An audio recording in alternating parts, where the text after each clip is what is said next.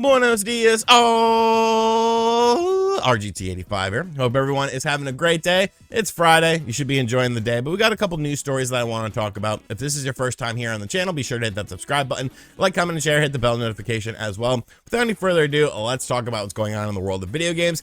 And I want to do a quick update before we get into the actual news stories about a video that I made the other day talking about G4 TV. Basically, I talked about how G4 TV had a bunch of layoffs and stuff. What were some of the reasons that I thought that was the cause of it? Of course, the Frosk lady yelling at everyone probably didn't help the situation, but to me, that wasn't the big point. More so, the point was it's just a product from a bygone era that doesn't really need to exist anymore. Since then, we've learned that G4 TV had like over 200 employees, which just seems ridiculous for the amount of production that they're doing and the amount of results that they're seeing with, of course, their videos and their live streams. But, you know, G4, it looks like it's going away. Okay, like, I'm not surprised by that. But I do want to say one thing, because this is a tweet that popped up on the timeline yesterday, and it's pretty damn disgusting. Let's play some games, yo. I survived, with a little meme frog here with the glasses, a crown, a little joint in his mouth. And this was tweeted after, of course, by the Frosk lady, after they announced layoffs. So clearly that's what it's about. I survived the layoffs from G4 TV. Like, I don't know, man. That's very tone deaf to me. If I'm one of her coworkers, I'd be like, what the hell is your problem? Like, are you out of your damn mind? Like, I'd be throwing like a soda bottle at your head. That's just so disrespectful. Like, your coworkers, and while you're not the sole reason for them losing their job, but you didn't help the situation, are losing their jobs, and you're making a joke out of it? Like, I don't know, man. That's just kind of crazy to me. It's disrespectful to me. That's all I'm going to say on it, though. I said what I said about G4 TV. I meant everything I said about it. It is a product from a bygone era. It had no reason to come back, and that just is what it is. If you want to find out all those other details, be sure to watch the G4 TV video that I made a couple days ago, but I'm done. I'm done talking about it. Tokyo Game Show 2022 has been happening, and there's been some interesting stuff. Some companies are showing some of their games off, some of their upcoming games, talking about things with their upcoming games. And of course, one of those companies is indeed Capcom. Now, Capcom has seen a crazy resurgence in the past decade. They used to be, you know, pretty much where Konami was. In the early 2000s, everyone just thought of Capcom as like a product of a bygone era, really. I keep seeming to say that, but you know, they weren't making the high quality titles that they are nowadays. It was definitely a different company, and they sort of buckled down and started making just some phenomenal games. Of course, Capcom is at Tokyo Game Show 2022. They've been showing off some stuff. Street Fighter 6 looks freaking crazy. Like, it looks freaking crazy. There's like a whole story mode where it's like a free roam thing, and that just looks absolutely insane. I really love, I wouldn't even say I like it, I really love what I've been seeing so far from Street Fighter 6. I think it looks absolutely phenomenal. But one of the games that I was definitely hopeful about was Resident Evil 4 Remake information, because that game is coming out kind of soon. You know, it's coming out in the first half of 2023. I believe it comes out in March of 2023. So I want to see, you know, some more from this. They've shown little snippet teasers here and there, but they haven't really gone super in depth with it. And they didn't really go super in depth with it at this event, but they did reveal something, and this reveal kind of bothers me. And I know it could spark a whole big debate about whether or not it's true. It is true. I'm not even going to debate anyone on this, because it's true. If you just use your brain, you would quickly realize that it's true. But Resident Evil 4 Remake is coming to PlayStation 4 as well. And I you know, like, it's fine. It's fine, because the jump from PlayStation 4 to PlayStation 5 hasn't really been there yet. You know, in terms of visual quality, in terms of visual fidelity, like, yes, the games look better, but it's not something that's super noticeable. However, I feel like this game would have been better off being built from the ground up only for next generation consoles and not for the PlayStation 4. It's funny to me, because I was the one on the Spawncast like a year ago saying, no, the PlayStation 4 is going to continue to 2023. There might even be stuff in 2024. And everyone thought I was crazy, but that's clearly not the case. Now, of course, from a business perspective, you know, I understand it. It's still hard to get your hands on a PlayStation 5. But from a consumer's perspective, I don't care. Like, I don't care.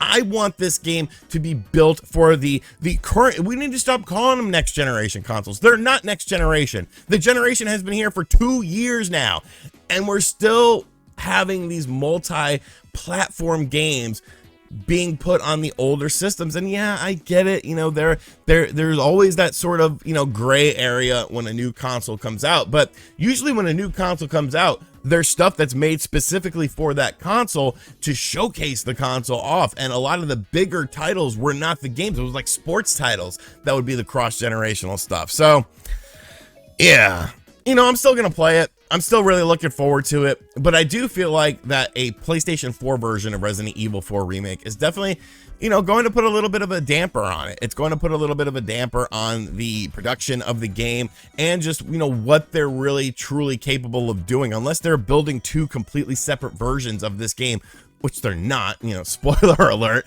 I think that it might hinder the game just a little bit. You know, we have to wait just a little bit longer to see the full power of the next generation of Resident Evil, even though it's the current generation of Resident Evil, and not have to worry about, you know, 10+ year hardware that's clearly, you know, seen its day and consumers have moved on from it. But you know, overall, Tokyo Game Show 2022, it's been all right. You know, there hasn't really been anything crazy there. Konami did a Suikoden announcement, and all of a sudden, all of Twitter loves Suikoden, and I'm just like, tell me something about it, because I don't think you've ever played any of these games. But that was cool to see too as well. And finally, we have some surprise Nintendo Switch Online updates, which one of these probably should have been at the Nintendo Direct, and I might have liked it a little bit more so than I already did, but it's still cool that they eventually ended up happening. The first thing involves Splatoon 3. Splatoon 3 got a massive update, and most of it is sort of behind the scenes stuff, but they did sort of fix some of the core problems that were starting to arise in it, such as the random disconnects that would mess up your entire experience. Nintendo has actually fixed those. They've done some tweaks to some of the weapons. They've done some tweaks to some of the events and how they happen within this game. It's actually pretty in-depth. I'm not going to go over all the stuff because it would take quite a while for me to go over all the stuff, but you know, pretty much every mode from single player to salmon run to the traditional online multiplayer has gotten a sizable update, and some things have indeed changed. So I encourage you guys to go out there. I will have a link in the description box down below to someone's article talking about all the changes made to this so that you guys can be familiar with it, because it will impact your gaming experience. And of course, beyond that, new Sega Genesis games. New Sega Genesis game. We have 3 games that were added to the service as of last night for North American users, and really they're 3 quality titles. Now, one of the games I've actually never played, but I do know a lot of people like it, and that is Alicia Dragoon. It's sort of a side-scrolling magic sort of style game. I've never played this game before, so I'm not gonna like hype it up or anything like that, but a lot of people seem to really like this game.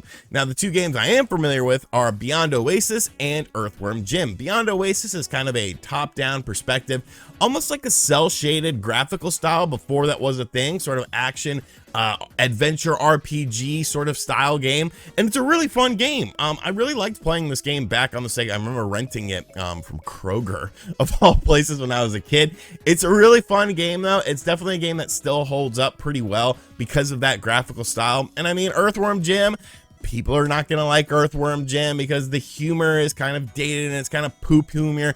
And then you got the whole Intellivision Amico thing, which just makes Earthworm Jim look stupid. But Earthworm Jim back in 1994 was freaking huge. Like, I don't think people understand how big Earthworm Jim was. There was toys, there was cartoons, and the games themselves were good games. You know, Earthworm Jim, the original, is a super fun, tight platformer game that has a lot of deviations and a lot of, you know, funny humor, really good music, really good visual style as well. So this was a welcome addition. You know, this actually made me happy about the Nintendo Switch Online service because, you know, they didn't really do much, if anything, for the service at the Nintendo Direct. GoldenEye is coming, and, you know, that's going to be awesome. And, you know, there's some of the N64 games I am looking forward to, but it's still a drip feed of stuff. They didn't add in another system.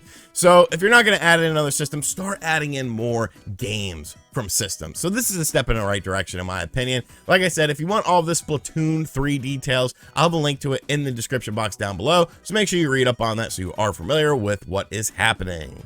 Alrighty, so that's going to do it for today's video. Let me know what you think of everything in the comments section down below. Am I looking too much into that lady's tweet, or is it insensitive as shit and like your coworkers are losing their jobs and you're like, I survived? Like, shut the hell up. You're a friggin' clown. Yeah, sorry. Tokyo Game Show, what did you enjoy from it thus far? Are you surprised that Resident Evil 4 Remake is indeed going to be on the PlayStation 4 as well? Because that kind of sucks to me. And these Nintendo Switch Online updates. Are you checking out any of the Sega Genesis games? Let me know everything in the comment section down below. And as always, guys, thank you for checking out this video. If you are new to the channel, be sure to hit that subscribe button, like, comment, and share. Hit that bell notification as well. And as always, I'll catch you guys on the next video. Later.